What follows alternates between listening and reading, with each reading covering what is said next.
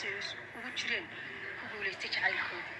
محلها هم سكوارا رجال سكوارا سكوبرارا سكوبروا وسكو مشوش يوم سيدا سكوب تحمل سيدا سا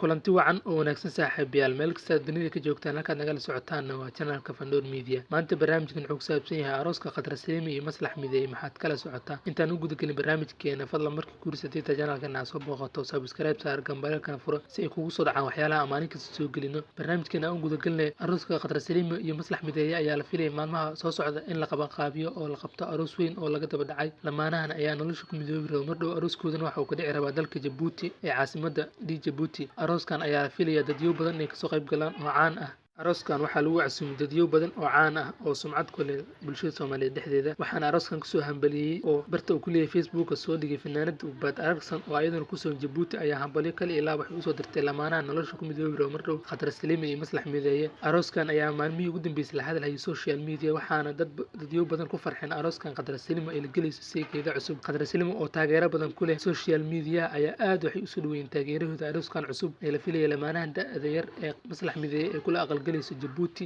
Saleemi ayaa hadaba hore waxa uu soo furay fanaanka Mursal Muuse oo ku soo ciilan nolosha Khadra Saleemi ayaa sidaas darteed waxay ku yeelatay taageero badan oo dalka iyo dibadiisa ku sugan waxayna aad uga dhex muuqataa baraha bulshada marka ay boosi ama waxyaalo ay soo gelisay dadyo badan oo taageero ay ku xiran yihiin kana soo falceliyaan arooskan waxaa ku farxa taageerayaal badan oo ay leedahay Khadra Saleemi waxaa kaloo ka carooday fanaanada Hodan Cabdiraxmaan iyo Mursal Muuse oo aad uga xun inay guursato Maslax Mideeye fanaanada Khadra Saleemi sidoo kale arooskan waxaa soo dhaweeyay oo hambalyo u soo diray fanaanada Khadra Saleemi fanaaniin badan oo caan ah sida Sultan Seeraar Ilka Case Xariir Axmed iyo fanaaniin kale oo far badan oo u soo hambaliyay fanaanada Khadra Saleemi iyo saygeeda